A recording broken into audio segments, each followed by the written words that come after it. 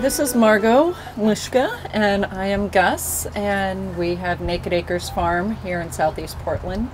So Margot and I met a few years ago, and she owns her landscaping business and needed help that summer. So a friend of a friend hooked us up so I could work for her. And turned into a long-term relationship.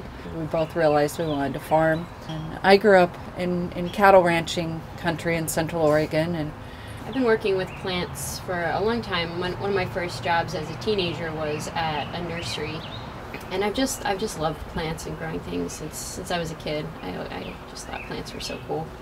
We work well together. We have very different knowledge bases. I mean, there's a lot of overlap. Anything about animals. I hadn't even owned a dog before I moved to the farm. Jack, our big livestock guardian dog, was my first dog. So we have a Great Pyrenees at 130 pounds as her first dog. Her second dog is Olive, a Australian Kelpie mix, which is a herding dog. And then we started out with baby chicks. Yeah. And the goats. And the goats. At one point, I think we had 105 animals on the farm. We have 3.5 acres here that we are farming with the goats, the chickens, the pigs, and our produce that we're growing. Quite a few tomato varieties, preferably heirloom, peppers, eggplant, and squash. Heirloom lettuce and spinach, hard, radish, turnips, rutabaga, beets, carrot, kale. Oh, lots of kale. Choy. We have 6 goats. 2 of them are currently in milk right now. We have a variety of breeds. The 2 in milk are an Oberhasli Nubian cross, and we've got Pygoras that are fiber. We got those for fiber and milk. We make goat milk soap. Oh yes, a lot of goat milk soap.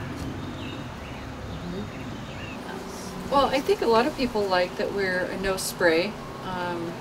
We exceed organic standards. We are certified naturally grown. So with the no spray, we use biodynamic approaches. We use beneficial nematodes to address some soil-borne pests. We're out there crushing aphids and slugs, with our hands often. Yeah, evenings with a headlamp and a pocket knife, slug hunting is popular. Fun. Yeah, it's a good evening activity. With our other certification that we have is Animal Welfare Approved. It's one of the leading organizations that monitors humane animal treatment on farms and internationally. What that does is really sets the bar for not just the minimum humane standards, but it goes above and beyond that. Every animal has a chance to act like an animal. The chicken's going to be chickens, the goat's going to be goats, and our hens are pretty happy. They're incredibly free range. In fact, some are brooding in the feed room, some are brooding on the porch here. They eat what chickens should eat, so bugs and grasses and grains. We're working towards a fully closed loop system, but proper crop rotation, using integrated pest management, growing more in a symbiotic fashion that is working with nature instead of against it. Having the time and the energy to keep going. When I put in a 12-hour day at the vet clinic and I come home and there's still an hour of light left, having the energy to keep going. Yeah, and I work as a landscaper. Been working outside all day, it might have been raining, and I'm tired and I just want to curl up in bed, but I cry. And cry. So our anniversary last year was spent at the feed store because it was pig day and they had a barbecue and a bunch of pet pigs and 25% off, so we went there because we needed a bunch of feed supplies. So really romantic. That's how we do it. I like being busy.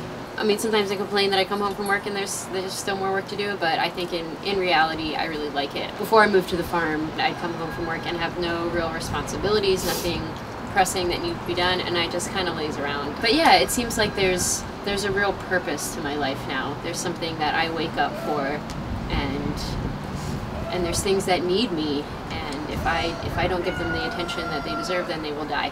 I think I've grown up a lot in the past year and a half since I've had these responsibilities. I'm really grateful in that my parents are very supportive. They're always curious. My mom's always asking me all kinds of questions. You have to call her every market day, tell her how we did. Let her know. It's very important to her. So she can cavil with all her old friends. that I'm doing something that makes my parents proud. I think that's, for me at least, that's like, you know, it's not the end all be all, but it's a good marker that what I'm doing with my life is worthwhile and good.